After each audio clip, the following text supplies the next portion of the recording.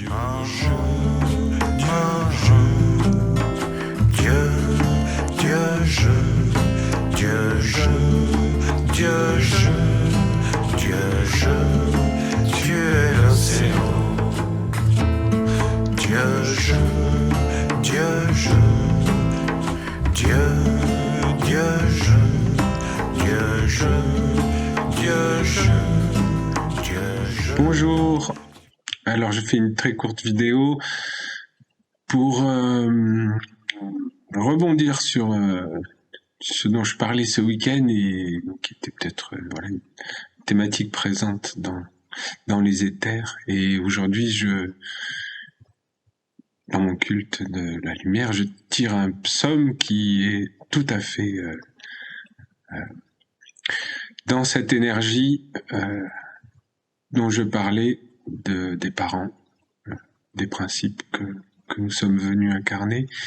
Et donc, ce psaume est tellement magnifique, je voulais juste en lire un extrait, mais pour vraiment mettre la concentration sur cet endroit essentiel qui est le centre de tout.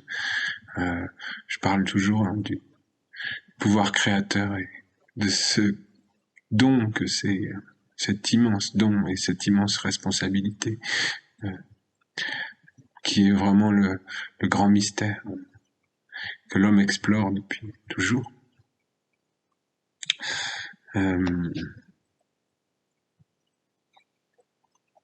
C'est dans l'idée que oui, l'homme il a reçu le pouvoir, le devoir, du coup, d'enfanter la lumière, d'enfanter Dieu. Voilà. C'est un pouvoir incroyable et c'est ce qui fait qu'il y en a beaucoup qui se grillent le cerveau et qui se prennent pour Dieu, parce qu'ils ont ce pouvoir.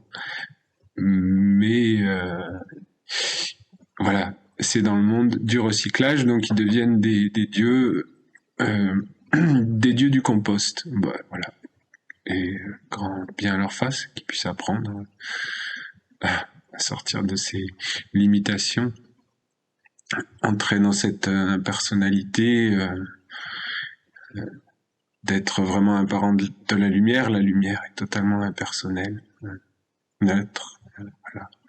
Et c'est cet espace, c'est cette petite porte par laquelle un parent, un être qui commence à retrouver ses capacités et ses pouvoirs. Ouais. C'est pas un mot qu'on aime, mais pouvoir. Doit passer par cette petite porte, de disparaître pour devenir un parent de Dieu. Et alors ce psaume, je vous dis juste trois passages, trois chapitres qui sont tellement beaux. Dieu est omniprésent. Il est à l'intérieur comme à l'extérieur. Il est dans ce que vous voyez et dans ce que vous ne voyez pas. Il est Dieu. C'est sa volonté de naître de l'homme dans le monde de l'homme. Pour s'incarner et apparaître dans votre monde, il a besoin de vous, de la participation de chacun de vous. Dieu n'a pas la toute-puissance de faire apparaître les mondes, comme certains êtres veulent le faire croire. Ce n'est pas sa volonté. Il veut l'union commune des volontés éparses, des cœurs, des intelligences et de l'acte créateur, afin d'apparaître, de prendre un corps et d'ouvrir une destinée. Lorsque les hommes font apparaître Dieu, tous les êtres et les règnes visibles et invisibles peuvent s'approcher et trouver leur place, venir respirer et participer à l'œuvre de Dieu. Dieu a donné à l'homme ce pouvoir de le faire naître, et vous, premier cercle des parents de Dieu, vous avez révélé ce pouvoir au monde. Alors oui, pour ceux qui ne le savent pas, il y a eu sur la fin de l'œuvre du maître essénien, Manitara, c'est à ce moment-là que je suis rentré moi dans cette communauté d'âmes, cette apparition du culte de Dieu la lumière et donc d'être des grands mystères qui n'avaient pas vécu sur Terre depuis l'Égypte, des âmes qui s'engagent éternellement à servir Dieu la lumière et donc à être des parents de Dieu au niveau de l'âme, à un niveau éternel. Bon, au départ du maître, les choses se sont mal passées pour ce cercle de parents qui, par définition, étant un cercle de parents de la lumière, son existence intrinsèque, c'était d'être unis. Sinon, sinon l'enfant de la lumière, il ne vient pas dans la désunion. Il vient pas du tout dans la désunion. Donc, ce cercle tel qu'il a été créé, on peut pas dire que sa magie là soit très puissante et dans la victoire. Mais voilà, c'était un premier pas. Il y a eu tout de suite une chute, voilà. Mais ça va se redresser avec les générations et le temps et avec des cellules du coup de cercles de parents responsables qui se tiennent fermes et qui comme vraiment avec leur enfant, ne laisseraient pas un vaccin à ADN transformé être mis dans la peau de leur petit nourrisson chéri. Voilà, il faut des parents qui sont comme ça et qui laissent pas des forces qui ne sont pas de la fraternité universelle rentrer dans ce cercle, qui ne sont pas du prendre soin de l'autre, qui pourrait rentrer dans ce cercle. Et ça, c'est vraiment ça, être un pilier et être un parent et être un prêtre, c'est vraiment la même chose.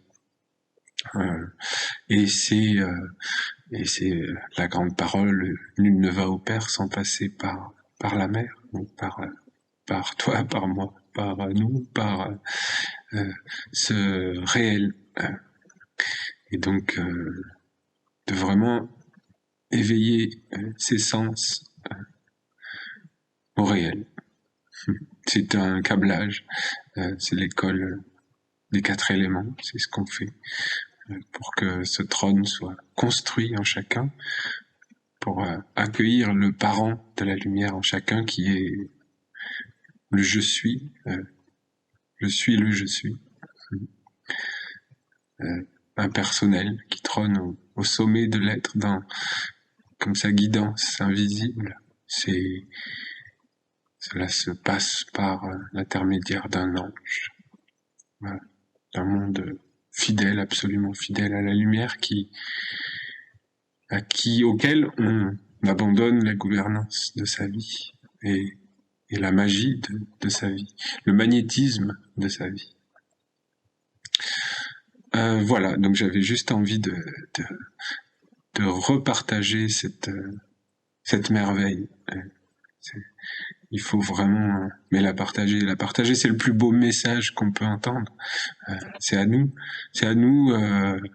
là qui sommes au début de cette nouvelle ère, justement, d'enfanter Dieu, d'enfanter la lumière de cette nouvelle ère. Ça ne pourra être que dans la fraternité de cercles qui se tiennent forts, droits, déterminés, résistants, enflammés, c'est certain, d'amour et de la joie de l'âme, de ce chemin de l'âme, et de savoir que c'est une certitude, de toute façon, une certitude d'être ce que l'on est en toute authenticité. Ça n'apporte que de la joie et que de la force. Voilà, mais c'est un état d'être et il peut pas être faux. Voilà, quand il est faux, on voit ce que ça a donné. Quand un cercle est pas puissant, parce qu'il y a dedans il y a de la bonne intention, mais c'est pas vrai dans tous les mondes, justement. Donc ça reste un gros travail, hein, une grande transformation. Voilà, c'est un peu cette projection pour cette année qui forge des futurs parents et des parents de la lumière sur la terre.